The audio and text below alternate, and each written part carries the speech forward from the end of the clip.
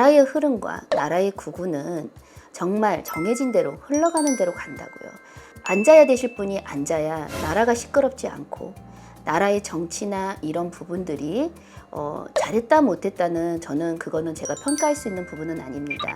선생님 안녕하십니까? 안녕하세요. 백가신녀입니다. 네 선생님. 네. 오늘은 조금 조심스러운 주제로 말씀을 여쭤보고자 합니다. 네. 차기 대선 주자는 이미 정해져서 네. 앞으로 치열한 선거 활동이 예상되는데요. 선생님께서 보시기에 차기 대통령은 누가 될지 말씀 부탁드립니다.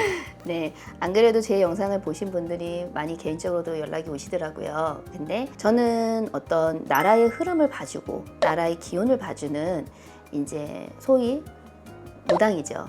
그러다 보니까 저는 점사대로 또 이 사람이 타고난 기운대로 받으려요. 예, 제가 보는 우리나라 대한민국의 대통령은 저는 이재명 씨로 보고 있습니다. 그 이유가 뭐냐면 맞습니다. 각각의 개인적으로 느껴지는 어떤 원하시는 분들이 저는 다 있다고 생각을 합니다.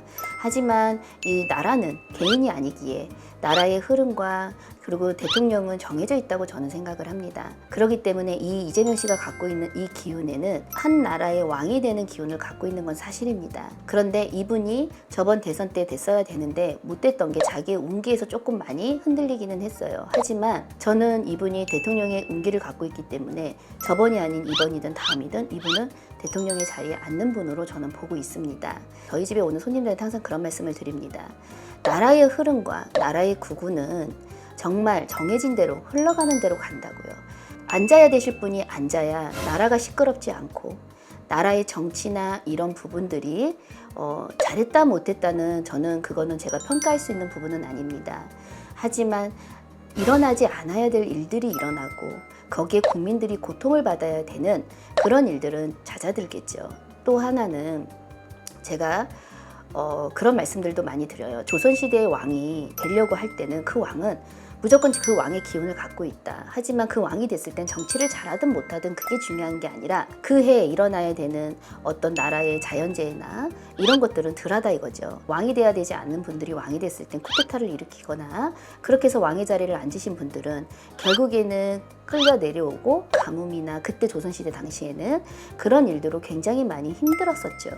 그렇기 때문에 왕의 기운은 타고나야 되고 왕에 앉아야 될 사람은 어떤 상황이 오더라도 결국에는 저는 앉는다고 그렇게 나라의 흐름을 점쳐드립니다.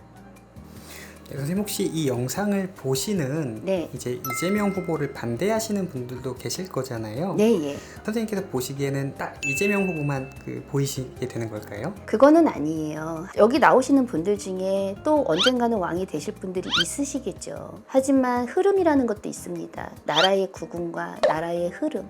그 흐름에 맞춰서 저는 이번에는 이재명 씨가 된다라고 제가 말씀을 드리는 거고 또 이제 반대분들이 저한테 그런 말씀들을 많이 하시더라고요. 상처도 많이 받는다고. 그런데 제가 그분들한테 이렇게 말씀을 드립니다.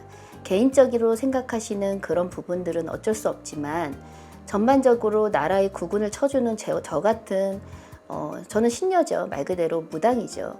저 같은 사람들이 개인적인 감정을 가지고 점사를 받을 수는 없지 않습니까? 이렇게 말씀을 드려요.